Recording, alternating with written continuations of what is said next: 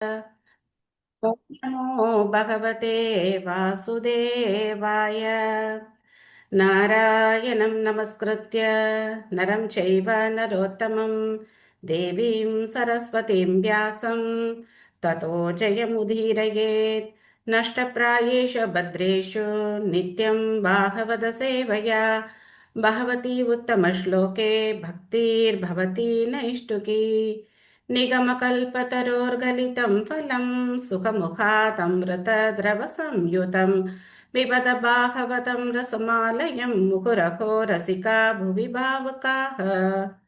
ॐ अज्ञानतिमिरान्धस्य ज्ञानाञ्जनशलाकया चक्षुरुन्मिलितं येन तस्मै श्रीगुरवे नमः। श्रीचैतन्यमनोभीष्टं स्थापितं येन भूतले स्वयं रूपः कदा माह्यं ददाति स्वपदान्तिकं। वन्देऽहं श्रीगुरो श्रीयुतपदकमलं श्रीगुरोन् वैष्णवांश्च श्रीरूपं साग्रजातं सहगण रघुनाथान्वितं तं सजीवं साद्वैतं सावधूतं परिजनसहितं कृष्णचैतन्यदेवं श्रीराधा कृष्णपादान् सहगण ललिता श्रीविशाखान्वितांश्च। हे कृष्ण करुणा सिन्धो दीनबन्धो जगत्पते गोपेश गोपिका कान्त राधा कान्त नमोऽस्तु ते।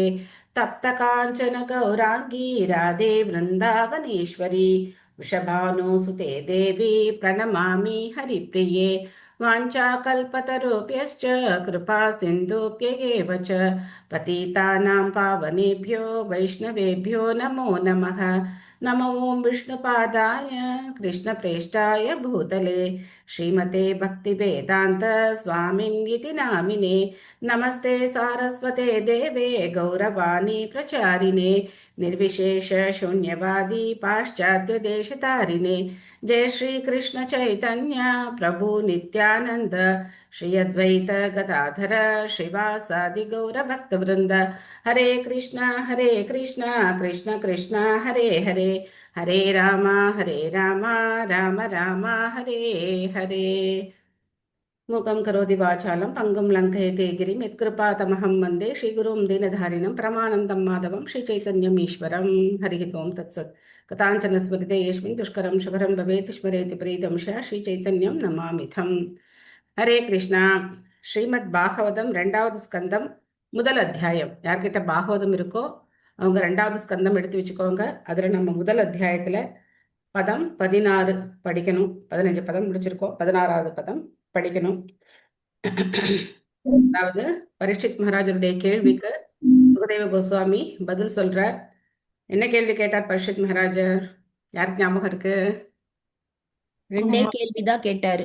மரண தருவாயில் என்ன செய்யணும், அப்புறம் எல்லா மனிதர்களும் என்ன பண்ணணும், அந்த மாதிரி. நான் இப்ப எதை பத்தி கேட்கணும், எந்த மந்திரத்தை ஜபம் பண்ணணும், என்ன காரியத்தை செய்யணும் அப்படின்லாம் கேட்டார்.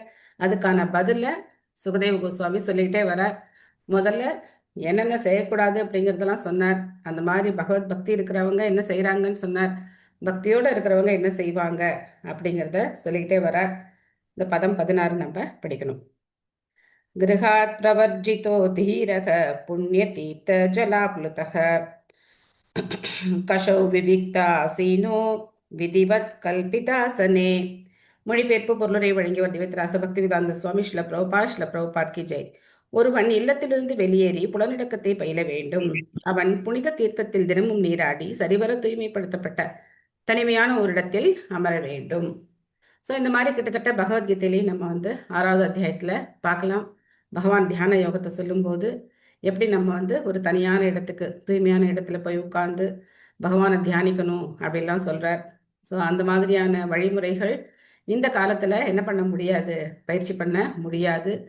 அதனால இந்த காலத்துக்கு ஏற்ற வழிமுறை என்ன அப்படின்னா, நாம இருக்கிற இடத்துல இருந்தே ஹரே கிருஷ்ண மகாமந்திரத்தை நாம கிரமமா ஜபம் பண்றதுதான். ஓகே, பொருளுரை யார் படிக்கிறீங்க? பொன்மணி மதம் படிக்கிறீங்களா? பிரணாம் ஸ்மதாஜி. பிரணாம் ஸ்மதாஜி. பொருளுரை வழங்கியவர் திரு ஆசா பக்தி வேதாந்த சுவாமி ஸ்ரீல பிரபுபாதாக்கி ஜெய். சிறப்புடைய மறுவாழ்வுக்கு தன்னை தயார் செய்து கொள்வதற்காக பெயரளவேயான தன் வீட்டிலிருந்து ஒருவன் வெளியேற வேண்டும். வர்ணாசிரம தர்ம அல்லது சனாதன தர்ம முறையானது ஒருவன் 50 வயதை அடைந்தால் உடனே குடும்பச் சுமைகளிலிருந்து விலக வேண்டும் என்று உத்தரவிடுகிறது. இல்லற சுகம், மிக கவர்ச்சியான சூழல் ஆகியவற்றை நவீன நாகரிகம் அடிப்படையாக கொண்டுள்ளது. இதனால் உத்தியோகத்திலிருந்து ஓய்வு பெற்ற பின் அழகான பெண்களாலும் குழந்தைகளாலும் அலங்கரிக்கப்பட்டதும் சர்வ வசதிகள் கொண்டதுமான ஒரு வீட்டில் வசதியுடன் வாழ ஒவ்வொருவரும் எதிர்பார்க்கின்றனர். அரசாங்க மேல் அதிகாரிகளும் மந்திரிகளும் இறக்கும் வரை தங்களுடைய பதவிகளோடு ஒட்டிக்கொள்கின்றனர். மேலும் இல்லற போகங்களிலிருந்து அவர்கள் வெளியேற விரும்பாததுடன் அதை பற்றி நினைக்கவும் அவர்கள் தயாராக இல்லை. உலகாயுதமான மனிதர்கள் இத்தகைய பிரமைகளால் பிணைக்கப்பட்டு இன்னும் அதிகமான சுகபோகங்கள் கொண்ட வாழ்வுக்காக பல்வேறு திட்டங்களை தீட்டுகின்றனர். ஆனால் கொடூரமான மரணம் இரக்கமின்றி திடீரென்று தோன்றி பெருந்திட்டம் தீட்டியவனை மரணமடையச் செய்து மற்றோர் உடலுக்கு அவனை அழைத்துச் செல்கிறது. அத்தகைய திட்டம் தீட்டியவன் தான் செய்த செயல்களின் பலன்களுக்கு ஏற்றவாறு 84 லட்சம் விதமான உயிரினங்களுக்கு இடையிலுள்ள உடல்களில் ஏதேனும் ஒன்றை ஏற்குமாறு வற்புறுத்தப்படுகிறான். இல்லற சுகபோகங்களில் அளவுக்கதிகமாக பற்று கொண்டவர்களுக்கு தாழ்ந்த இனங்களுக்கிடையில் பிறவி அளிக்கப்படுகிறது. ஏனெனில் நீண்ட ஆயுள் கொண்ட இவர்களின் வாழ்நாளில் எண்ணற்ற பாவங்களை இவர்கள் செய்து மனித வாழ்வின் சக்திகள் அனைத்தையும் வீணாக்கி விட்டனர். மனித வாழ்வை வீண் விரயம் செய்து நிஜமற்ற பொருட்களில் பற்றை வளர்த்து கொள்ளும் அபாயத்திலிருந்து தங்களை தற்காத்துக் கொள்வதற்காக 50 வயதிலோ அல்லது அதைவிட முன்னதாகவோ ஒருவன் மரணம் நெருங்கிக் கொண்டிருப்பதை உணர வேண்டும். 50 வயதாகும் வரை காத்திராமல் வாழ்வின் எந்த கட்டத்திலும் சிறந்ததோர் மறுபிறவிக்கு தன்னை ஒருவன் தயார் செய்து கொள்ள வேண்டும். மனித வாழ்வை வீண் விரயம் செய்வதற்கு சந்தர்ப்பம் இல்லாமல் அடுத்த நல்வாழ்விற்குரிய பயிற்சியை ஒருவன் மேற்கொள்ளக்கூடிய முறையில் சனாதன தர்மம் உருவாக்கப்பட்டுள்ளது. உத்தியோகத்திலிருந்து ஓய்வு பெற்றவர்கள் சிறப்பான மறுவாழ்வுக்கு தங்களை தயார்படுத்திக் கொள்வதற்காகத்தான் உலகெங்கிலும் புண்ணிய தீர்த்தங்கள் பல உள்ளன. 50 வயதுக்கு பின் ஜட வாழ்வின் விலங்கு என்று கருதப்படும் குடும்ப பற்றுக்களிலிருந்து விடுபட்டு வாழ்வில் ஆன்மீக சீர்திருத்தத்தை மேற்கொள்ள வேண்டும் என்பதற்காக புத்திசாலிகள் தங்கள் வாழ்வின் இறுதி கட்டத்தில் அத்தகைய இடங்களுக்கு செல்ல வேண்டும். ஜடப்பற்றை களைவதற்காகவாவது இல்லற வாழ்வை ஒருவன் துறக்க வேண்டும் என்று அறிவுறுத்தப்படுகிறான். ஏனெனில் இறக்கும் வரை இல்லற வாழ்வோடு ஒட்டிக்கொண்டு இருப்பவன் ஜடப்பற்றுக்களை களைய முடியாது. மேலும் உலகாயுத வாழ்வில் ஒருவன் பற்று கொண்டுள்ளவரை ஆன்மீக விடுதலையை அவனால் புரிந்து கொள்ள முடியாது. ஆயினும் வீட்டை விட்டு வெளியேறுவதிலோ அல்லது சட்டவிரோதமாகவோ மற்றோர் வீட்டை ஏற்படுத்திக் கொள்வதிலோ ஒருவன் திருப்தி அடைய கூடாது. பலர் இல்லறத்தை துறந்து லைன் உங்களுக்கு இல்லையா? வீட்டை விட்டு வெளியேறுவதிலோ அல்லது புண்ணிய தீர்த்தத்தில் சட்டப்பூர்வமாகவோ அல்லது சட்டவிரோதமாகவோ அந்த லைன் மாதாஜி Okay. எழுதிக்க.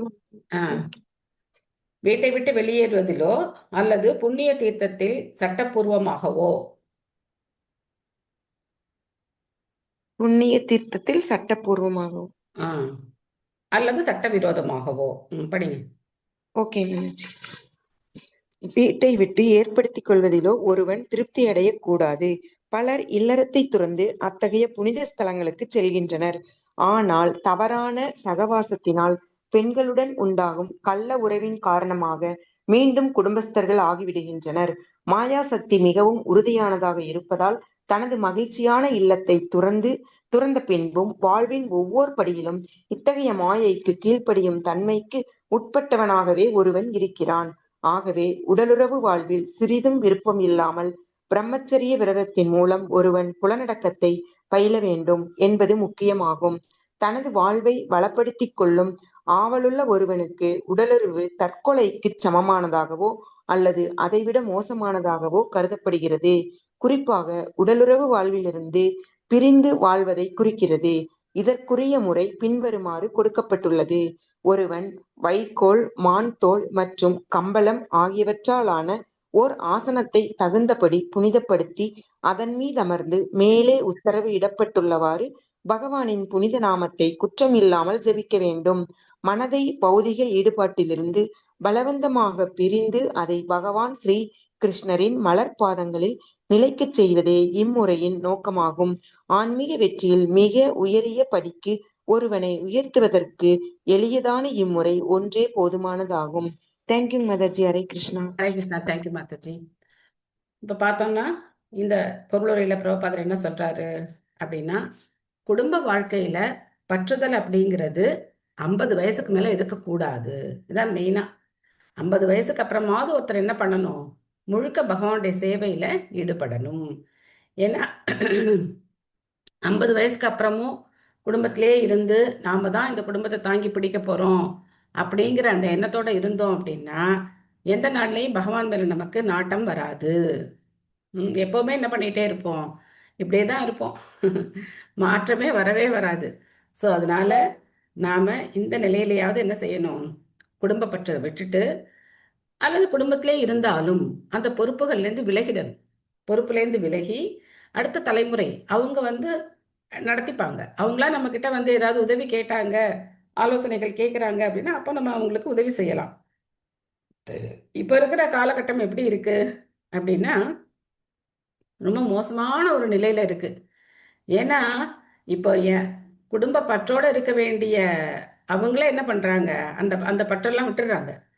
கணவன் மனைவிக்கு இடையில வந்து ஒரு பற்று இருக்கணும்.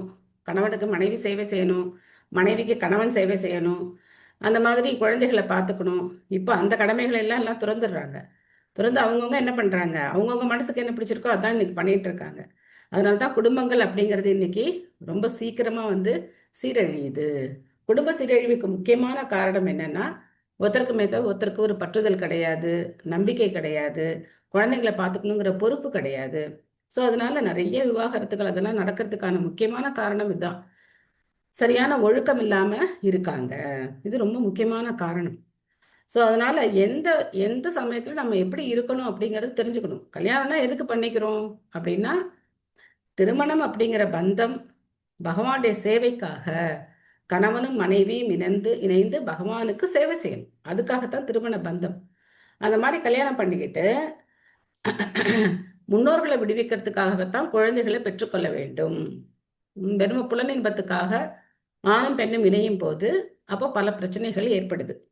ஸோ அதனால அந்த மாதிரி பகவானுடைய திருப்திக்காக நம்ம வந்து கல்யாணம் பண்ணிக்கிட்டு குடும்ப வாழ்க்கை நடத்தி குழந்தைகளை வளர்த்து அப்போ அதுலேருந்து விலகிறது ரொம்ப சுலபம். 50 வயசுக்கு அப்புறம் அதுலேருந்து விலகிறது ரொம்ப ஈஸியாக இருக்கும். ஏன்னா ஆல்ரெடி நமக்கு பயிற்சி இருக்கு. அப்போ சுலபமா, ஏன்னா கொஞ்சம் பேருக்கு ஓய்வு அப்படிங்கிற நேரத்தில் என்ன பண்ணுறதுன்னு தெரியாமல் என்னென்னமோ பண்ணிகிட்டே இருப்பாங்க.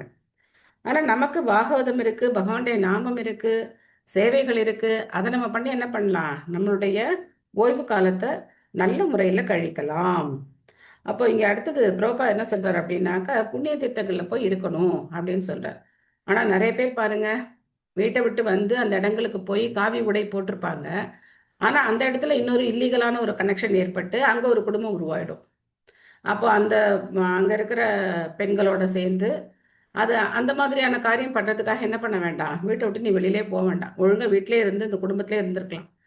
ஆனால் இந்த மாதிரி வீட்டை விட்டு போயிட்டு சன்னியாசம் ஏற்றுக்கிறேன், நான் சன்னியாசி அப்படின்னு சொல்லி காவி உடை போட்டுக்கிட்டு அந்த மாதிரி இடத்துல போய் அங்கே போய் ஒரு இல்லீகலாக கனெக்ஷன் ஏற்பட்டு, ஸோ அதனால இது வந்து அந்த காமம் அப்படிங்கிறது ரொம்ப மோசமானது, ஆபத்தானது. எல்லா நிலையிலையுமே நம்ம ஜாக்கிரதையாக இருக்கணும். வயசாயிடுச்சு, இனிமே நம்ம ஒன்றும் பண்ண பண்ண நமக்கு வந்து அந்த மாதிரி எல்லாம் கிடையாது அப்படிலாம் நினைக்க முடியாது. பகவத் பக்தி இல்லை, பகவான் மேல பற்றுதல் இல்லை அப்படின்னு சொன்னா காமம், கோபம், பேராசை இதெல்லாம் விடவே முடியாது. ரொம்ப கஷ்டமான விஷயங்கள். அதனால கிருஷ்ணன் மேல நமக்கு அன்பு ஏற்படாத வரைக்கும் நாம இந்த சட்டத்திட்டங்கள் எல்லாம் கடைபிடிக்கிறதுங்கிறது ரொம்ப கஷ்டம் இந்த கலியுகத்துல. அதனால பிரபா சொல்றார், மாயாசக்தி மிகவும் உறுதியானதாக இருப்பதால் மாயையுடைய தாக்குதல் அப்படிங்கிறது நம்மளால அதை ஜெயிச்சு வர முடியாது. அதனால்தான் பகவான் பகவத்கீதையில சொல்றார், தெய்விகி ஏஷா குணமயி மம மாயா துரத்யா மாம் ஏவையே பிரபத்தியந்தே மாயாம் ஏ தாம் தரந்தித்தே அப்படின்னு சொல்றார். இந்த மாயையை கடப்பதற்கு அரிது. யார் என்கிட்ட சரணடைகிறாங்களோ அவங்களால இதை சுலபமா கடக்க முடியும் அப்படின்னு பகவான் சொல்றார். அதாவது பகவான்கிட்ட சரணடைகிறவங்கள, கிருஷ்ணர்கிட்ட சரணடைகிறவங்களால மாயை எளிதாக கணக்க முடியும் அப்படின்னு சொல்றார். ஸோ அதனால எந்த அளவுக்கு காமத்திலேருந்து விடுபட்டு இருக்கோமோ அந்த அளவுக்கு நாம பகவானுடைய பக்தியில சுலபமா முன்னேறலாம். அபியசேன் மனசா சுத்தம் திரிவிருத் பிரம்மாட்சரம் பரம் மனோ யஜ்ஜே ஜிதஸ்வாசோ பிரம்ம பீஜம் அவிஸ்மரம். மேற்கூறியவாறு அமர்ந்த பின் 3 பிரம்ம அட்சரங்களை ஆ ஊ இம் மனதில் நிலைக்க செய்ய வேண்டும். அதன் பின் சுவாசத்தை ஒழுங்குபடுத்துவதன் மூலமாக பிரணவத்தை மறந்துவிடாது இருக்கும் வகையில் மனதை கட்டுப்படுத்த வேண்டும். ஆ ஊ இம் அப்படின்னு சேர்ந்தா ஓம் அப்படின்னு வரும். ஓம் அப்படிங்கிறது பிரணவ மந்திரம், பகவானுடைய ஒளி வடிவம், அருவமான ஒளி வடிவம் தான் ஓம் அப்படின்னு பகவத்கீதையிலே பகவான் சொல்ற. ஸோ இது வந்து ஆரம்ப நிலையில இருக்கிறவங்களுக்காக சிபாரிசு செய்யப்பட்டிருக்கிற வழிமுறைகள். பக்தர்களுக்கு இந்த வழிமுறைகள் தேவை கிடையாது. அவங்க நேரடியாக பகவானுடைய நாமத்தை ஹரே கிருஷ்ண கிருஷ்ண கிருஷ்ண ஹரே ஹரே, ஹரே ராம ராம ராம ஹரே ஹரே அப்படின்னு ஜெபம் பண்றது மூலமாவே மிக உயர்ந்த உன்னத நிலைக்கு அவங்க போகிறாங்க. ஜி சாந்தி மாதாஜி படிக்கிறீங்களா? ஹரே கிருஷ்ண மாதாஜி. ஹரே கிருஷ்ணா. மொழிபெயர்ப்பு பொருளுரை வழங்கிய தெய்வ திரு ஆசா பக்தி வேதாந்த சுவாமி ஸ்ரீல பிரபுபாதருக்கு ஜெய். ஓம்காரம் அல்லது பிரணவம் தான் தெய்வீக தன்னுணர்வின் வித்தாகும். அது அ உ இம் என்ற 3 தெய்வீக அட்சரங்களால் ஆனதாகும். சுவாச பயிற்சியை மேற்கொண்டு பிரணவ மந்திரத்தை மனதால் ஜெபிப்பது என்பது ஆன்மீகமான ஒரு முறையாகும். ஆனால் இது பௌதீகத்தில் ஆழ்ந்துள்ள மனதை சமாதி நிலைக்கு கொண்டு வருவதற்காக அனுபவம் முதிர்ந்த சித்தர்களால் ஏற்படுத்தப்பட்டதும் இயந்திரத்தை போன்றதுமான ஒரு முறையாகும். இதுவே மனப்பழக்கத்தை மாற்றுவதற்குரிய முறையாகும். மனதை கொன்றுவிடக்கூடாது, மனதை அல்லது ஆசையை நிறுத்தவும் முடியாது. ஆனால் ஆன்மீக தன்னுணர்வை இலக்காக கொண்டே ஓர் ஆசையை விருத்தி செய்து கொள்வதற்காக மன ஈடுபாட்டின் தரத்தை மாற்றிக்கொள்ள வேண்டும். சுறுசுறுப்பான புலன் இயக்கங்களுக்கு மனமே ஆதாரமாக இருக்கின்றது. இதனால் எண்ணம், உணர்ச்சி மற்றும் இச்சை ஆகியவற்றின் தரத்தை மாற்றினால் புலன்களால் இயற்றப்படும் செயல்களின் தரமும் தானாகவே மாறிவிடும்.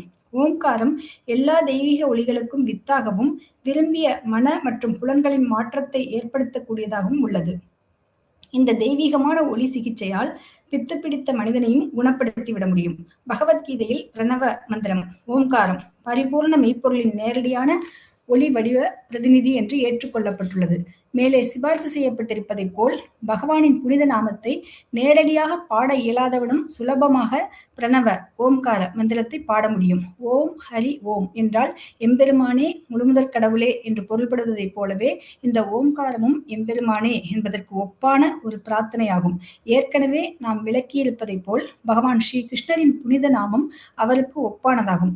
இதை போன்றதுதான் ஓம்காரமும். ஆனால் தங்களின் குறையுடைய புலன்களின் காரணமாக பகவானின் உன்னத உருவையோ அல்லது நாமத்தையோ உணர இயலாதவர்களாக இருப்பவர்கள் சுவாசத்தை ஒழுங்குபடுத்தும் அதே சமயம் மனதிற்குள் பிரணவ ஓம்கார மந்திரத்தை ஒப்பிப்பதாகிய இந்த செயற்கையான முறையால் தன்னுணர்வு பாதையில் பயிற்சி அளிக்கப்படுகின்றனர். பல தடவைகள் நாம் கூறியிருப்பதைப் போல் பரமபுருஷரின் உன்னதமான நாமம், உருவம், இயல்புகள் மற்றும் திருவிளையாடல்கள் போன்றவைகளை தற்போதைய ஜட புலன்களால் அறிவது சாத்தியமல்ல என்பதால் இத்தகைய தெய்வீக தன்னுணர்வை புலன் இயக்கங்களுக்கு மையமாக உள்ள மனதின் மூலமாக செயற்படுத்த வேண்டியது அவசியமாகும். பக்தர்கள் தங்கள் மனங்களை நேராக பரமபுருஷ பகவான் மீது நிலைக்கச் செய்கின்றனர். ஆனால் பகவானின் இத்தகைய உருவ அம்சங்களை ஏற்க முடியாதவன் மனதிற்கு பயிற்சி அளித்து மேலும் அதை முன்னேற்றுவதற்காக அருவ வழிபாட்டில் பயிற்சி அளிக்கப்படுகின்றான். ஹரே கிருஷ்ண மாதாஜி. தேங்க்யூ மாதாஜி. ஹரே கிருஷ்ணா. தேங்க்யூ மாதாஜி. நேரடியா பகவானை வழிபடுறதுக்கும் இந்த மாதிரி வழிபடுறதுக்கும் உள்ள வித்தியாசம் கிளியரா புரியுது இல்லையா? இப்போ நம்ம நேரடியா பகவானுடைய ரூபத்துக்கு நேரடியா நம்ம பகவானுடைய நாமத்தை சொல்றோம், பகவானுக்கு வந்து அழகா அலங்காரம் பண்றோம், பகவானுக்கு நைவேத்தியம் பண்றோம், கிருஷ்ணரை பத்தி படிக்கிறோம், கிருஷ்ணருடைய உபதேசங்களை கேட்கிறோம். இது நேரடியான வழிமுறை. ஆனா இந்த வழிமுறை இப்போ இந்த பாகத்துல இந்த பகுதியில சொல்லப்பட்டிருக்கிற வழிமுறை இந்த நேரடியான வழிமுறையை ஏத்துக்க முடியாது அப்படிங்கிறவங்களுக்கு சொல்லப்பட்டிருக்கு. ஸோ இவங்க காட்டுக்கு போகணும், தனியா போய் உட்காரணும், அதுல மான் தோல் எல்லாம் எடுத்து அதை போட்டு அது மேல உட்காந்து அவங்க சுவாச பயிற்சி பண்ணி இல்லையா, யம நியம ஆசன பிராணாயாமா பிரத்யாகார தாரண தியான சமாதி நிலைக்கு போய் அவங்க வந்து ஓம்காரத்தை உச்சரிக்கணும். ஸோ இது ரொம்ப கஷ்டமான ஒரு வழிமுறை. இந்த வழிமுறையை பகவத்கீதையில பகவான் வந்து அர்ஜுனுக்கு சொல்லி கொடுக்குறார். ஆனால் பகவான் அர்ஜுன் அதை நிராகரிக்கிறார், என்னால முடியாது கிருஷ்ணா அப்படின்னு சொல்றார். ஸோ அப்போ பக்தி யோகம் தான் எளிமையான வழிமுறை, எல்லாராலையும் பயிற்சி பண்ணக்கூடிய ஒரு வழிமுறை. இதுக்காக நம்ம வீட்டை விட்டு போகணுங்கிற அவசியம் எல்லாம் கிடையாது. நம்ம வீட்டில் இருந்தபடியே நம்ம என்ன பண்ணலாம், நம்மளுடைய சாதனா பக்தியை நாம பயிற்சி பண்ணலாம். ஸோ இந்த ஓம்காரமும் பகவானுடைய ஒளி வடிவம் தான். எப்படி ஹரே கிருஷ்ண மகாமந்திரம் பகவானுடைய ஒளி வடிவமோ அதே மாதிரி ஓம்காரமும் ஒளி வடிவம் தான், ஆனால் அருவமானது. ஹரே கிருஷ்ண மகாமந்திரமும் ஒளி வடிவம் தான், ஓசை வடிவம் தான். ஆனா அது வந்து நாம பிரபு நபர். எப்படி அப்படின்னா அதுல பகவானுடைய நாமம் நேரடியா இருக்கு. ஓம் அப்படிங்கிறதுல பகவானுடைய நாமம் நேரடியா கிடையாது. ஸோ அதனால இது வந்து அருவ வழிபாடு அப்படின்னு சொல்லப்பட்டிருக்கு. நியச்சேத் இஷப்யோ அக்ஷான் மனசா புத்திசாரதிஹி மன கர்மபீர் ஆக்ஷிப்தம் கபார்த்தே தாரகே தியா. படிப்படியாக மனம் ஆன்மீக முன்னேற்றம் அடைய அடைய புலன்நுகர்விலிருந்து அதை பின்னுக்கு இழுத்துக் கொள்ள வேண்டும். பிறகு புத்தியால் புலன்கள் அடக்கப்பட்டுவிடும். ஜட செயல்களில் அளவுக்கு அதிகமாக ஆழ்ந்துள்ள மனதை முழுமுதற் கடவுளின் தொண்டில் ஈடுபடுத்தி உன்னத உணர்வின் மூலமாக அதை நிலைக்க செய்ய வேண்டும். ஸோ மனதை கட்டுப்படுத்துறதுக்கான பல வழிமுறைகள்ல தியான பயிற்சியும் ஒரு வழிமுறை. ஆனா பக்தர்கள் தனியா இந்த தியான பயிற்சி எல்லாம் செய்யணுங்கிற அவசியம் கிடையாது. ஏன்னா ஹரே கிருஷ்ண மகாமந்திரத்தை சொல்லும் போது அந்த நாமத்தை ஒழுங்கா கேட்டாலே மனம் வந்து தானாவே கட்டுப்படும். இந்த மாதிரி பகவானுடைய சேவைகள் செய்யும் போது மனம் தானாவே கட்டுப்படும். அதனால தனியா ஒரு தியான பயிற்சி அப்படிங்கிறது தேவையும் கிடையாது. ஹேமலதா மாதாஜி புக் இருக்கா உங்கள்கிட்ட? ஆனா அப்ப சொன்னீங்கல்ல செகண்ட் சாப்டர் வச்சிருக்கீங்க என்ன? நீங்க இல்ல, ஹேம மாலினி மாதாஜி. சாரிமா, ஹேம மாலினி மாதாஜி. ஹரே கிருஷ்ண மாதாஜி. படிக்கிறீங்களா? படிக்கிறேன் மாதாஜி. படிங்க. நெக்ஸ்ட் படிக்கலாம் ஹேமலதா மாதாஜி. சரி மாதாஜி. ஓகே. ஹரே கிருஷ்ணா. ஸ்ரீமதே பக்தி வேதாந்த பிரபுபாதுக்கு ஜெய். பொருளுரை.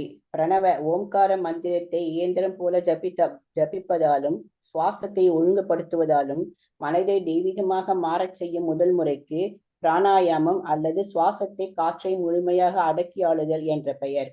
இந்த பிராணாயாம முறையில் முடிவான நிலை சமாதியில் நிலை பெற்று இருப்பதாகும். ஆனால் சமாதி நிலையும் கூட பௌதிகத்தில் ஆழ்ந்துள்ள மனதை பக்குவப்படுத்தி தவறிவிடுகிறது என்பதை அனுபவம் நிரூபித்திருக்கிறது.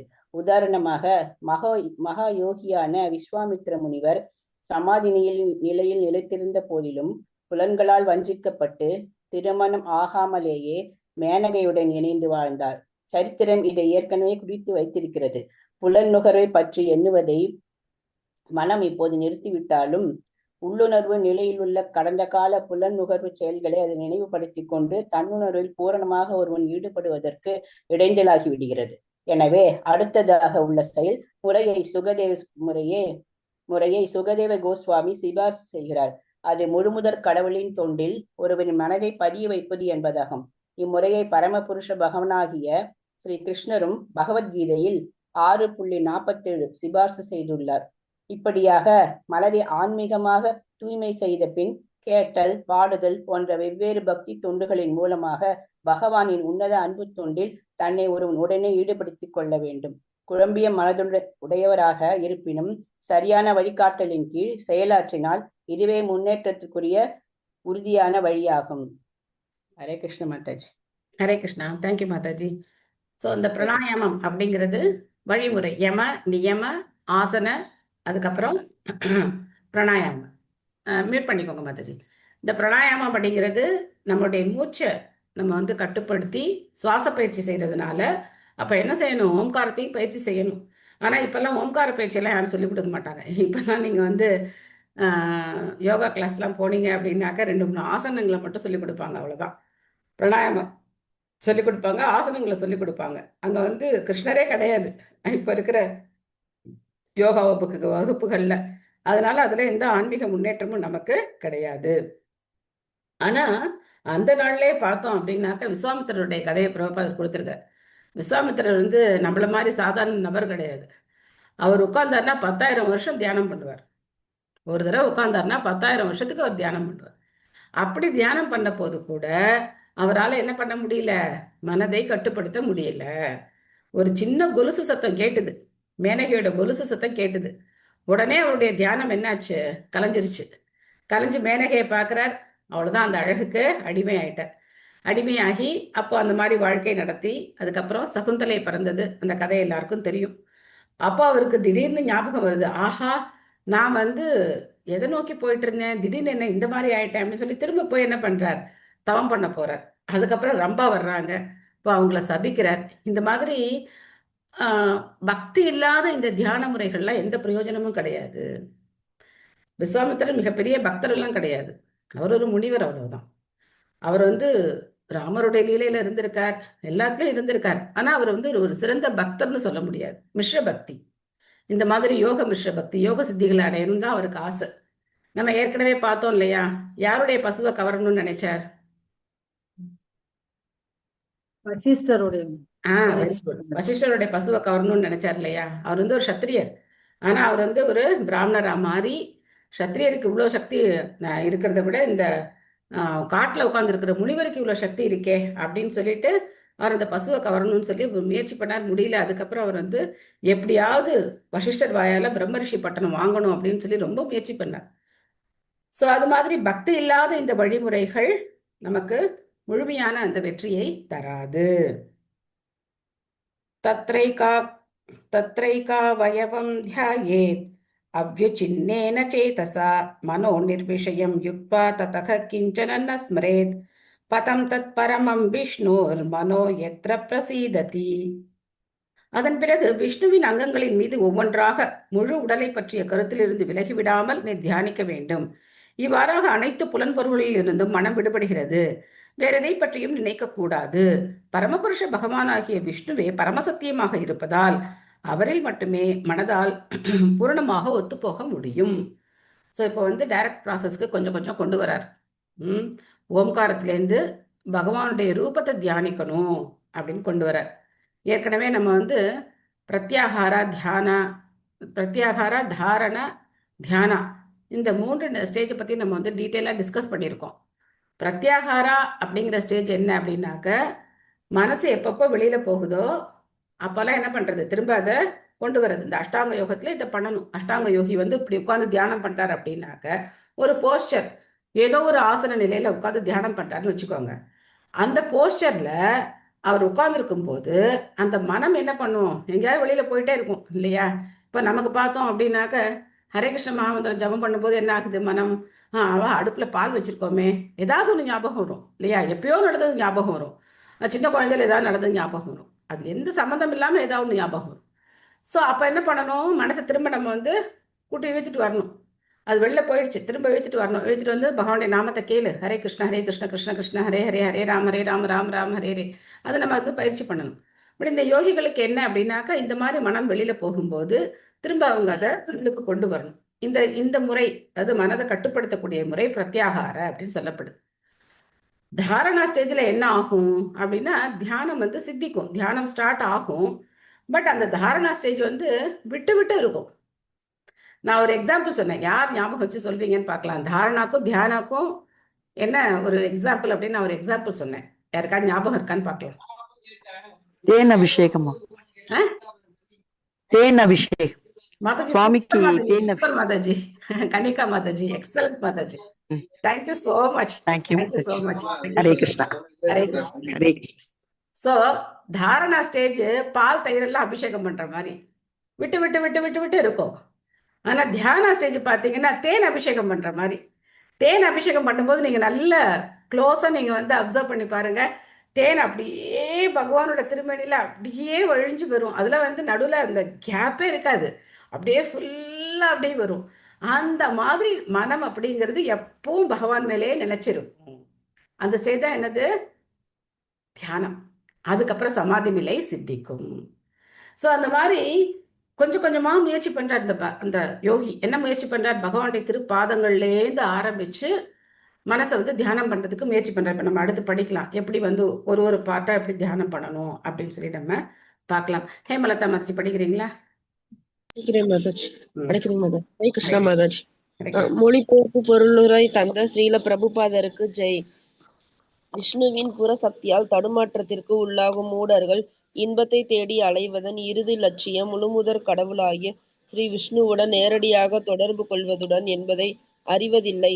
விஷ்ணு தத்துவம் எனப்படுவது முழுமுதற் கடவுளின் எண்ணிலடங்காத உன்னத உருவங்களின் விரிவங்கங்களாகும். மேலும் விஷ்ணு தத்துவத்தின் மூல உருவமாக இருப்பவர் எல்லா காரணங்களுக்கும் பரம காரணமான கோவிந்தன் அல்லது ஸ்ரீ கிருஷ்ணர் ஆவார். எனவே விஷ்ணுவை பற்றி எண்ணுவது அல்லது விஷ்ணுவின் உன்னத உடலை தியானிப்பது, குறிப்பாக ஸ்ரீ கிருஷ்ணரை தியானிப்பதே தியானம் என்னும் விஷயத்தில் கடைசி சொல்லாகும். இத்தியானத்தை பகவானின் முழு உருவத்திலிருந்து ஒருவன் விலகிச் செல்லவோ அல்லது அதை மறந்துவிடவோ கூடாது. இப்படியாக அவரது உன்னத உடலின் வெவ்வேறு பகுதிகளை ஒவ்வொன்றாக ஒருவன் இணைக்க பழக வேண்டும். இப்பதத்தில் பரமபுருஷர் அருவமானவர் அல்ல என்பது உறுதி செய்யப்பட்டுள்ளது. அவர் ஒரு நபர் ஆவார். ஆனால் அவரது உடல் நம்மை போன்ற பந்தப்பட்ட நபர்களின் உடல்களிலிருந்து வேறானதாகும். இல்லையெனில் பிரணவ ஓம்கார மந்திரத்திலிருந்து துவங்கி விஷ்ணுவின் சரீரத்தில் உள்ள அங்கங்கள் வரை தொடங்கும் தியானத்தை முழுமையான ஆன்மீக பக்குவத்தை அடைவதற்காக சுகதேவ கோஸ்வாமி சிபாரிசு செய்திருக்க மாட்டார். எனவே இந்தியாவின் பெரும் ஆலயங்களிலுள்ள விஷ்ணு மூர்த்திகளின் வழிபாடு குறைந்த அறிவுள்ள ஒரு பிரிவினரால் தப்பான அர்த்தம் கற்பிக்கப்படுவதைப் போல வெறும் சிலை வழிபாட்டுக்குரிய ஏற்பாடுகள் அல்ல.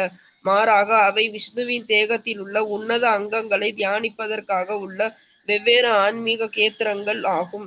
பகவானின் அற்புத சக்தியினால் விஷ்ணு ஆலயத்தில் உள்ள வழிபாட்டுக்குரிய விக்கிரகத்துக்கும் பகவான் ஸ்ரீ விஷ்ணுவுக்கும் வேறுபாடு இல்லை. எனவே பெரும் அதிகாரியாகிய சுகதேவ கோஸ்வாமி இங்கு சிபாரிசு செய்துள்ளதைப் போல் நிலையாக ஓரிடத்தில் அமர்ந்து பிரணவ ஓம்காரத்தின் மீதோ அல்லது விஷ்ணுவின் உடல் அங்கங்களின் மீதோ மனதை ஒருமுகப்படுத்த இயலாதவர்களுக்கு ஆலயத்தில் உள்ள விஷ்ணுவின் அங்கங்களின் மீது மேற்கொள்ளும் மன ஒருமை அல்லது தியானம் ஒரு எளிய வாய்ப்பாகும். ஏற்கனவே விளக்கப்பட்டுள்ளதைப் போல ஆ உ இம் எனப்படும் ஆன்மீக சேர்க்கையாகிய ஓங்காரத்தின் மீது தியானத்தை செலுத்துவதை விட ஆலயத்தில் உள்ள விஷ்ணுவின் ரூபங்களின் மீது மனதை ஒருமுனைப்படுத்துவதால் அதிக நன்மையே சாதாரண மனிதன் அடைய முடியும். ஓம்காரத்துக்கும் விஷ்ணு ரூபங்களுக்கும் வேறுபாடு இல்லை. ஆனால் பரிபூரண மெய்ப்பொருளை பற்றிய விஞ்ஞானத்தில் பழக்கம் இல்லாதவர்கள் விஷ்ணு ரூபங்களுக்கும் ஓம்காரத்துக்கும் இடையில் வேறுபாட்டை காண்பதன் மூலமாக சச்சரிவை உண்டாக்குகின்றனர். விஷ்ணு ரூபமே தியானத்தின் இறுதியான லட்சியம் என்பது இங்கு சுட்டிக்காட்டப்படுகிறது. மேலும் இக்காரணத்தினால் உருவமற்ற ஓம்காரத்தின் மீது மனதை ஒருமுனைப்படுத்துவதை விட விஷ்ணுவின் உருவங்களின் மீது மன ஒருமை மேற்கொள்வது சிறந்ததாகும். அதோடு ஓங்கார தியானம் விஷ்ணு ரூப தியானத்தை விட அதிக கஷ்டமானதாகும். நன்றி மாதாஜி. ஹரே கிருஷ்ணா. தேங்க்யூ மாதாஜி. ஸோ ஒரு லைன் நீங்க விட்டுட்டீங்க. அது உங்க புக்ல விட்டுருக்கா என்னன்னு தெரியல எனக்கு. அதாவது இந்த தியானத்தை எங்கேருந்துன்னா குறிப்பாக ஸ்ரீ கிருஷ்ணரை தியானிப்பதே தியானம் என்னும் விஷயத்தில் கடைசி சொல்லாகும். இந்த தியானத்தை பகவானின் மலர் பாதங்களிலிருந்து துவங்கலாம். அந்த லைன் இல்லையா? புக்ல இல்லங்க மாதாஜி. அந்த மாதிரி இல்லங்க. அது மாதிரி இல்ல மாதாஜி. அந்த லைன் எழுதிக்கோங்க. இந்த தியானத்தை பகவானின் மலர் பாதங்களிலிருந்து துவங்கலாம். ஸோ பகவானுடைய பாதங்கள்ல இருந்து நம்ம தியானத்தை ஆரம்பிக்கணும். அப்போ கோவிலுக்கு போறோம், சுவாமியை பார்க்குறோம். வெளியில வந்த உடனே நமக்குள்ளே நம்ம சில கேள்விகளை கேட்டு பார்த்துக்கலாம். என்ன கேள்வி? இன்னைக்கு பகவானுக்கு என்ன கலர்ல ட்ரெஸ் போட்டிருந்தாங்க, என்ன பூ சாத்தியிருந்தாங்க, என்ன அலங்காரம் பண்ணியிருந்தாங்க. இதுக்கு பதில் சொல்ல முடிஞ்சா நாம என்ன பண்ணியிருக்கோம்? பகவானை பார்த்துருக்கோன்னு அர்த்தம். இல்லை நம்ம பக்கத்துல நின்னவங்க என்ன சாரி கட்டியிருந்தாங்க, அவங்க என்ன நகை போட்டு வந்திருந்தாங்க அப்படின்னா நம்ம கவனம் யார் மேல இருந்தது? இவங்க மேலதான் இருந்தது. யார் மேல இல்லை? கிருஷ்ணர் மேல இல்லை, இல்லையா? ஸோ இது நம்ம ஒரு செக் பாயிண்ட். நீங்க நெக்ஸ்ட் டைம் கோயிலுக்கு போயிட்டு இதை செக் பண்ணி பாருங்க, எது ஞாபகம் இருக்குன்னு பாருங்க. பகவானுடைய ரூபம் நமக்கு ஞாபகம் வந்தது அப்படின்னா சக்சஸ். இல்லை அது ஞாபகம் வராம அவங்க தள்ளினாங்க, இவங்க இடிச்சாங்க, இவங்க இப்படி பண்ணாங்க, அது ஞாபகம் இருந்ததுன்னா திரும்ப நம்ம முயற்சி பண்ணணும். ஸோ கோவிலுக்கு போகும்போது பகவானுடைய அந்த ஸ்ரீ விக்கிரகத்தை பாதங்கள்லேருந்து ஆரம்பிச்சு அப்படி படிப்படியா தியானம் பண்ணிக்கிட்டே வரணும், பார்க்கணும். அந்த 1 நிமிஷம் நிற்கிறோமோ 2 நிமிஷம் நிற்கிறோமோ, ஆனால் முழுக்க பார்க்கணும். நீங்க மாயாப்பூர்ல பார்த்தீங்கன்னா ஒரு பக்தர், அவர் என்ன பண்ணுவார்னா ராதா மாதவ் ஸ்கிரீன் திறந்த உடனே அப்படி ஒரு ஆனந்தம் அவருக்கு வரும். எங்கேருந்தான் அவ்வளோ ஆனந்தமா பார்ப்பாருன்னு தெரியாது.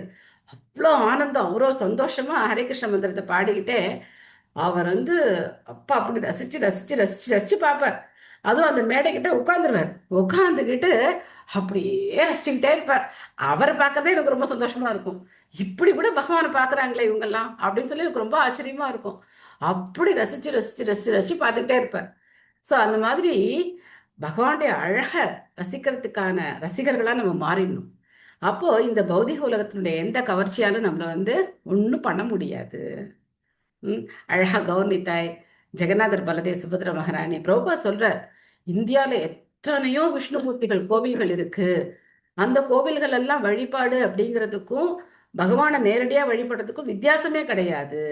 ஆனா முட்டாள்கள் என்ன நினைக்கிறாங்க, இது சிலை வழிபாடுன்னு நினைக்கிறாங்க. இது சிலை வழிபாடு கிடையாது. சாக்ஷாத் பகவான் அங்க இருக்க. எந்த ரூபத்துல நம்ம 108 திவ்ய தேசங்கள், 106 திவ்ய தேசங்கள் இருக்கு இங்க. அதுக்கு மேல அபிமான ஸ்தலங்கள் இருக்கு, எத்தனையோ இடங்கள், கோவில்கள் இருக்கு. ஸோ அந்த கோவில்களுக்கு நம்ம போகும்போது பகவானுடைய ரூபம் அப்படிங்கிறதுக்கும் பகவானுக்கும் எந்த வித்தியாசமும் கிடையாது. அங்க நம்ம போய் நிற்கும் போது அந்த முழுமுதற் கடவுளான அவர் முன்னாடி நிற்கிறோம் அப்படிங்கிற அந்த அந்த ஒரு ஒரு கான்ஷியஸ் நமக்கு இருக்கணும்.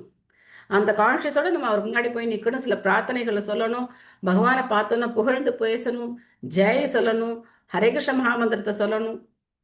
இதுக்கு இந்த மாதிரியான ஒரு பாவத்தை நமக்கு கொடுத்த சில பிரபுபாதே பிரணாமந்திரத்தை சொல்லிட்டு பகவானை வணங்கணும். இதெல்லாம் ரொம்ப முக்கியமான விஷயங்கள். ஸோ அப்படி செய்யும்போது நம்ம மனம் அப்படிங்கிறது படிப்படியாக கட்டுப்படும். அப்போ ஹரே கிருஷ்ண மகாமந்திரம் ஜபிக்கும் போது நமக்கு ரொம்ப மனசு தொல்லை இருக்காது. மனத்தொல்லையிலேருந்து விலகி நாம பகவானுடைய நாமத்தை ரொம்ப சுலபமாக நம்மளால ஜபம் பண்ண முடியும். ஸோ இந்த ஓம்கார தியானம் இதெல்லாம் வந்து பகவத்கீதையில பகவான் சொல்றார், 12வது அத்தியாயத்தில் 5வது ஸ்லோகத்தில் சொல்றார், கிளேஷ அப்படின்னு சொல்றார். கிளேஷன்னா துன்பம்னு அர்த்தம். கிளேஷோ அதிகதரஸ்தேஷாம் அவ்யக்தா சக்த சேதசாம் அவ்யக்தாகி கதிர் துக்கம் தேகவத்பீர் அவாப்பியதே அப்படின்னு சொல்றார். 12:5. கிளேஷனா துன்பமானது. அருவ வழிபாடு அப்படிங்கிறது துன்பமானது. பகவானுடைய உருவத்தை நாம் என்ன பண்ணலாம், ரொம்ப எளிமையான முறையில பகவானை நம்ம வந்து வழிபட்டோம் அப்படின்னா அவர் திருப்தி அடைகிறார். ஒரு பூ கொண்டு போய் பகவானுக்கு வந்து அர்ப்பணம் பண்றது, ஒரு பழம் கொண்டு போய் கொடுக்கறது, ஏதோ நம்மளால என்ன முடியுமோ அதை கோவிலுக்கு போகும்போது கொண்டு போய் கொடுத்து அதை அவர் அன்போட ஏத்துக்கிறார். நம்ம கொண்டு வந்து கொடுக்கறத அவர் அன்போட ஏத்துக்கிறார் அப்படிங்கிறத நினைக்கிறது. இஸ்கான்ல ஒரு ஸ்பெஷாலிட்டி என்ன அப்படின்னு பார்த்தோம் அப்படின்னா, எந்த விக்கிரகத்துக்கு நாம எந்த அளவுல மாலைகள் செய்யணும், எந்த அளவுல அந்த பூக்களை நம்ம வந்து தொடுத்து கொடுக்கணும், இதெல்லாம் வந்து ஃபிக்ஸட். அப்போ அதை அவங்களுக்கு போடும்போது பார்க்குற அழகே அழகு, அவ்வளோ அழகாக இருக்கும். இப்போ நாங்கள் பார்த்தோம் அப்படின்னாக்க பஞ்சதத்துவாக்கு கை மாலை பண்ணுறோம். கையில் இங்கே பிரேஸ்லெட் போடுறது, ஆம்லெட்ஸ் போடுறது, 2 மாலை நாங்கள் பண்ணி கொடுக்குறோம். ஒரு பெரிய குரூப் இருக்கும், நாங்கள் எல்லாரும் ஒவ்வொருத்தரும் ஒவ்வொரு டேட்டிங் பண்ணி கொடுக்குறோம். நான் வந்து மகாபிரபுக்கு பண்ணி கொடுக்குறேன். ஸோ அப்போ அந்த என்ன அளவு, அவரோட ட்ரெஸ் என்ன, அந்த ட்ரெஸ்ஸுக்கு மேட்சாக அந்த மாலையை நம்ம வந்து பண்ணி கொடுக்குறோம். ஒவ்வொரு நாளும் ஒவ்வொரு கலர் புஷ்பங்களை வச்சு அவருக்கு மாலை கட்டி கொண்டு போய் கொடுக்குறோம். ஸோ இந்த மாதிரி அவரோட அந்த ஒவ்வொரு விஷயத்தையும் நம்ம வந்து மேட்ச் பண்ணி பார்க்கும்போது மனசுல என்ன இருக்கும், அந்த எண்ணங்கள் தானே இருக்கும். வேற எண்ணங்கள் வர்றதுக்கு வாய்ப்பே கிடையாது. ஸோ இது மாதிரி நாம என்ன பண்ணணும், ஏதோ ஒரு சேவையில ஈடுபடணும், பகவானுடைய சேவையில நாம ஈடுபடணும். நம்ம வீட்லயே நம்ம படம் போட்டோ வச்சு நம்ம வந்து ஒர்ஷிப் பண்ணாலும் அதுல இருக்கிற நுணுக்கங்களை பார்க்கணும். அவர் என்ன மாதிரி ட்ரெஸ் பண்ணியிருக்காரு, என்ன நகை போட்டிருக்காங்க, என்ன அலங்காரம் பண்ணியிருக்காங்க, நாம எப்படின்னு அதை வந்து அழகுபடுத்தலாம், அப்படித்தான் நம்ம பார்க்கணுமே தவிர நம்ம வந்து போனோமா, பூ வச்சோமா, சாம்பிராணி போட்டோமா அப்படின்னு ஒரு மெக்கானிக்கலா பண்ணக்கூடாது. மெக்கானிக்கலா பண்ணாம அவருக்கு எனக்கு அந்த உறவு இருக்கு அப்படிங்கிறத புரிஞ்சு நம்ம ஒர்ஷிப் பண்ணோம் அப்படின்னா ரொம்ப அருமையா இருக்கும். அடுத்த ஸ்லோகம் போலாம். ரஜஸ்தமோபியாம் ஆக்ஷிப்தம் விமூதம் மன ஆத்மனக யச்சே தாரணயா தீரோ ஹந்தியா தத்கிருதம் மலம். ஒருவனின் மனது ஜட இயற்கையின் ரஜோகுணத்தால் தொடர்ந்த கிளர்ச்சிக்கும் இயற்கையின் தமோகுணத்தால் குழப்பத்திற்கும் காரணமாகிறது.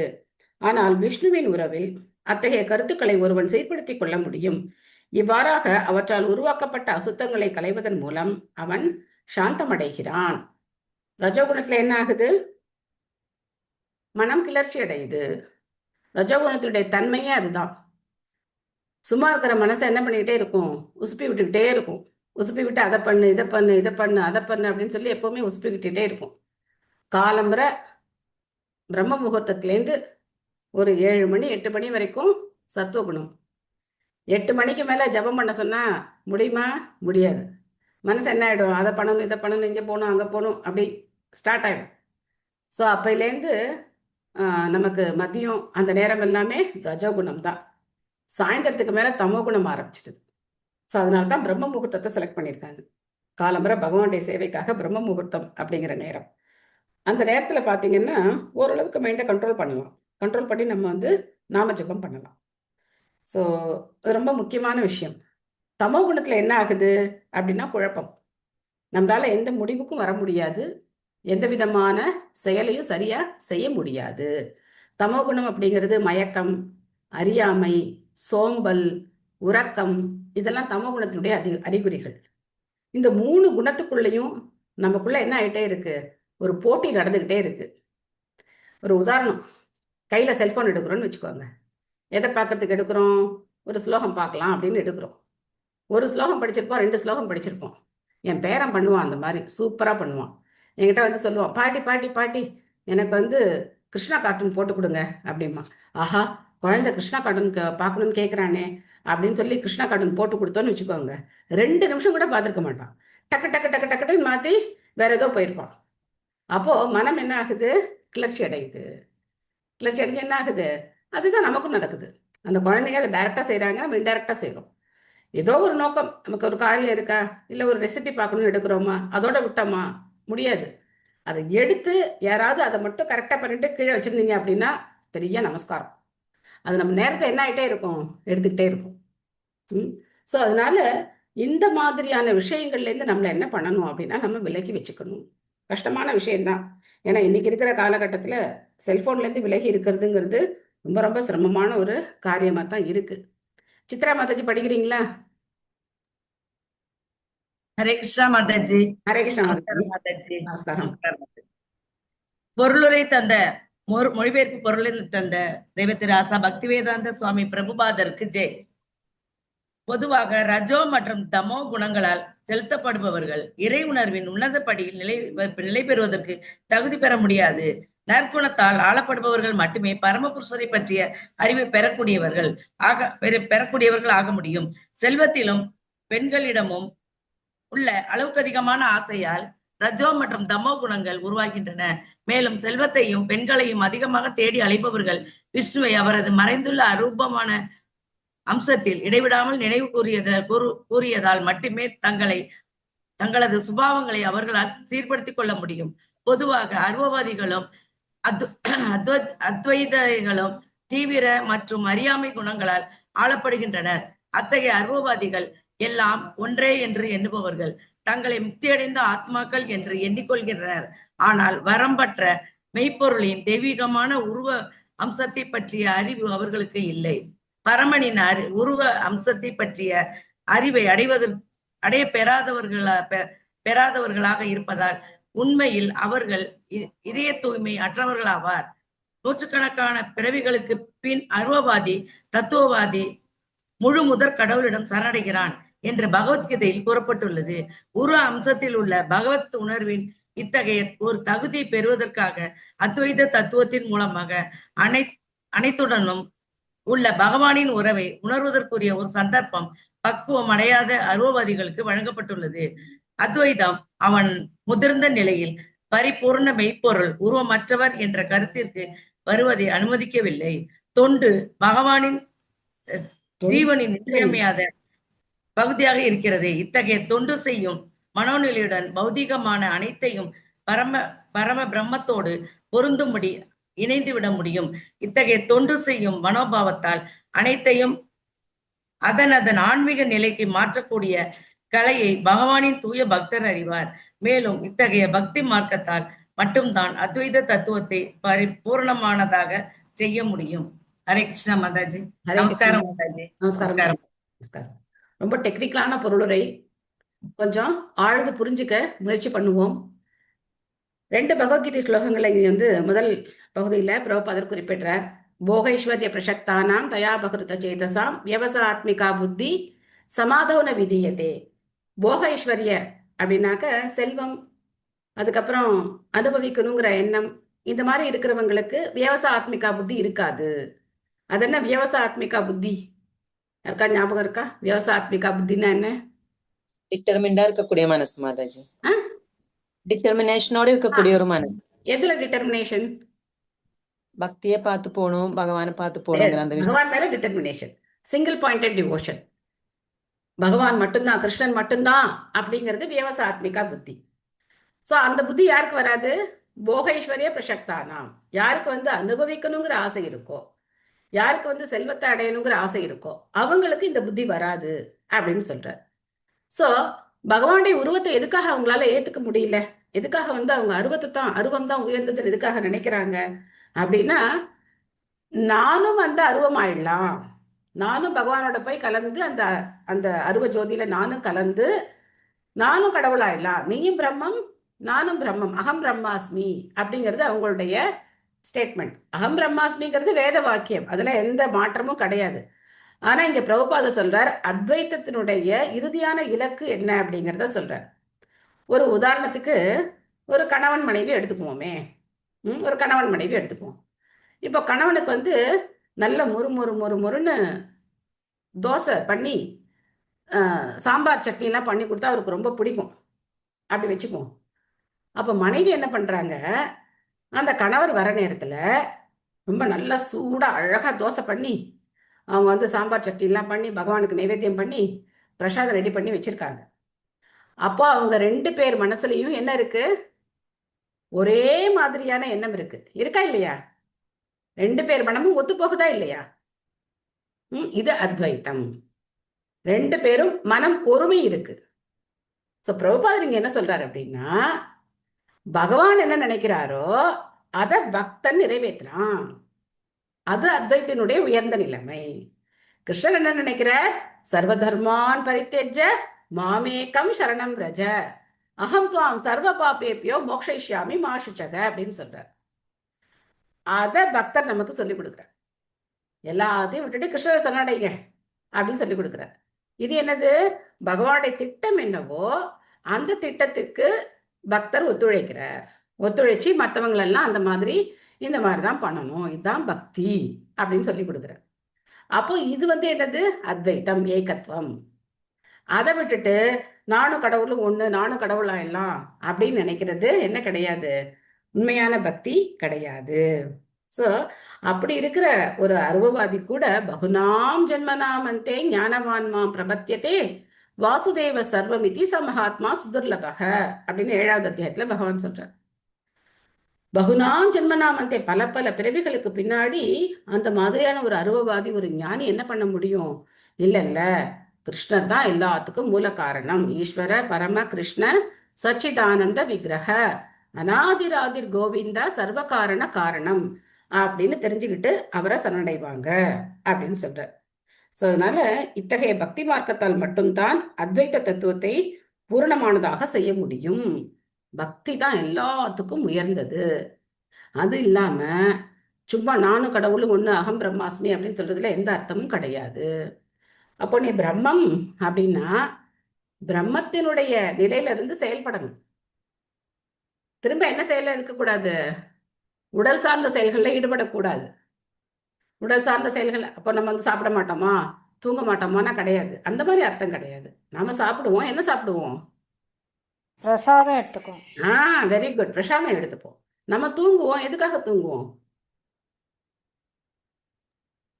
காலையில சீக்கிரம் எழுந்து நாம ஜெபம் பண்ணணும். வெரி குட், காலம்பர சீக்கிரம் எழுந்து பகவானுக்கு ஆர்த்தி பண்ணணும், சாண்டிங் பண்ணணும், என் உடலுக்கு ஓய்வு தேவை, அதுக்காக தூங்குறோம். ஸோ இந்த மாதிரி ஒரு செயலையும் நம்ம வந்து பக்தியோட தொடர்பு படுத்தி செய்யும் போது அது என்ன கிடையாது, பௌதிகமான செயல்கள் கிடையாது. நம்மளுடைய புலனின்பத்துக்காக செஞ்சோம் அப்படின்னா அது பௌதிகமான செயல். ஆனா பகவானுடைய திருப்திக்காக செஞ்சோம் அப்படின்னா அது ஆன்மீகமான செயல்கள். நெக்ஸ்ட் ஸ்லோகம் 21. யஸ்யாம் சாந்தர்யமானாயாம் யோகினோ பக்தி லக்ஷணக ஆக சம்பத்யதே யோகா ஆශ්ரயம் பத்ரம் ஈக்ஷதக.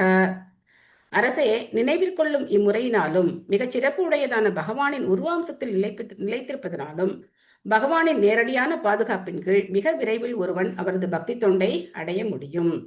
சுபமலர் மாதாஜி படிக்கிறீங்களா? படிக்கிறேன் மாதாஜி.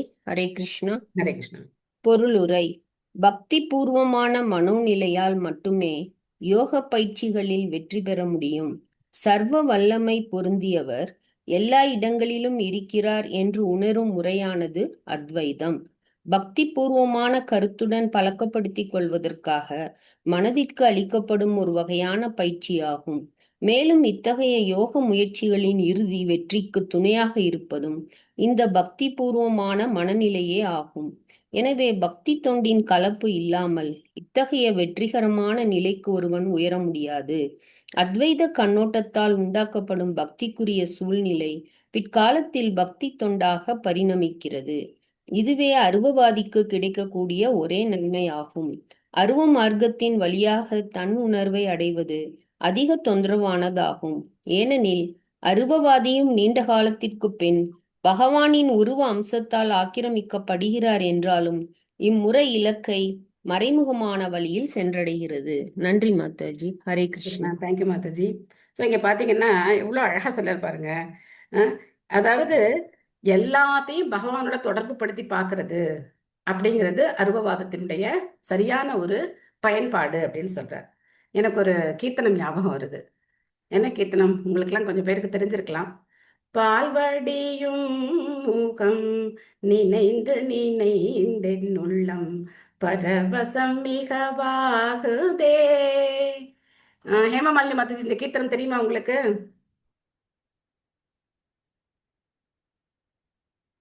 நீ அன்மியூட் பண்ணிக்கணும். தெரியுமா? மறந்துடுச்சு, நெக்ஸ்ட் டைம் பாடுறேன். ஓகே. ஹரே கிருஷ்ணா. வானமுகட்டில் சற்று மனம் வந்து நோக்கினும் மோனமுகம் வந்து காணுதே. தெளிவான தண்ணீர் தடத்தில் சிந்தனை மாறினும் சிரித்த முகம் வந்து காணுதே அப்படின்னு வரும். ஸோ அவருக்கு எங்க பார்த்தாலும் என்ன தெரியுதான்? பகவானுடைய உருவமாவே தெரியுதான். வானமுகட்டில் சற்று மனம் வந்து நோக்கினும், கொஞ்சம் நம்ம அப்படியே வானத்தை பார்க்கலாம், அந்த அழகை ரசிக்கலாம் அப்படின்னு பார்த்தா, ஆஹா, இந்த நீல வண்ணம் என்னுடைய கண்ணனுடைய நிறமாச்சே அப்படின்னு ஞாபகம் வருதான். அப்போ அழகான அந்த நீர்நிலையை பார்க்கும்போது தெளிவான தண்ணீர் தடத்தில் சிந்தனை மாறினும் சிரித்த முகம் வந்து காணுதே அப்படின்னு பாடுற. ஸோ பார்க்குற எல்லாத்தையும் அவங்களால என்ன பண்ண முடியுது? பகவானோட கனெக்ட் பண்ண முடியுது. இந்த செகண்ட் சாப்டரை நம்ம இந்த மாதிரி டீட்டெயிலாக படித்தோம் அப்படின்னு சொன்னால் ரொம்ப ஈஸியாக நம்ம பார்க்குற எல்லாத்தையும் பகவானோட கனெக்ட் பண்ணலாம். எப்படி பகவத்கீதையில் 7வது அத்தியாயம் 10வது அத்தியாயம் இதெல்லாம் படித்தோம் அப்படின்னாக்க பகவானோட எப்படி கனெக்ட் பண்ணலாமோ, 7வது அத்தியாயத்தில் யாராவது ஏதாவது ஒரு சிம்பிளான ஒரு உதாரணம் சொல்ல முடியுமா?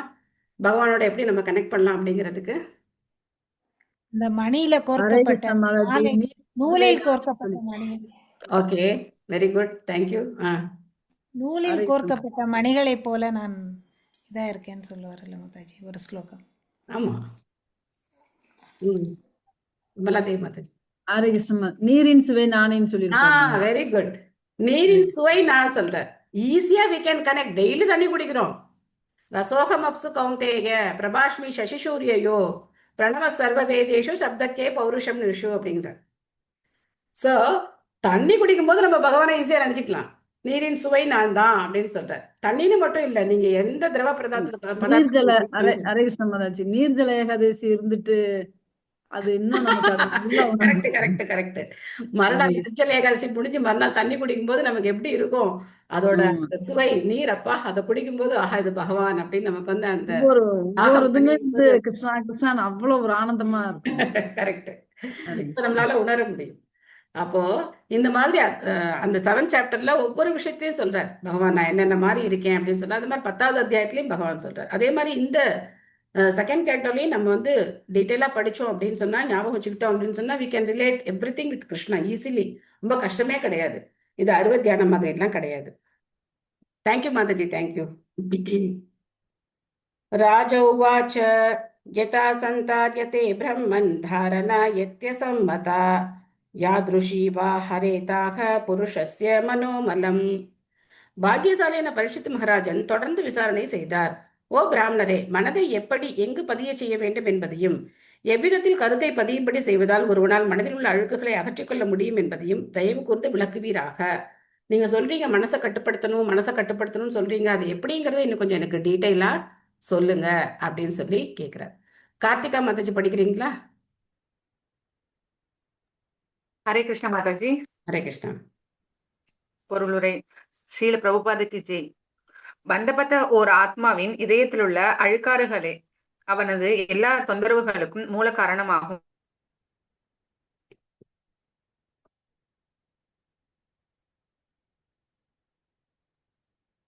ஹரே கிருஷ்ணா. உங்க லைன் ஸ்டக் ஆயிடுதுன்னு நினைக்கிறேன். மீனா மாதாஜி படிக்கிறீங்களா?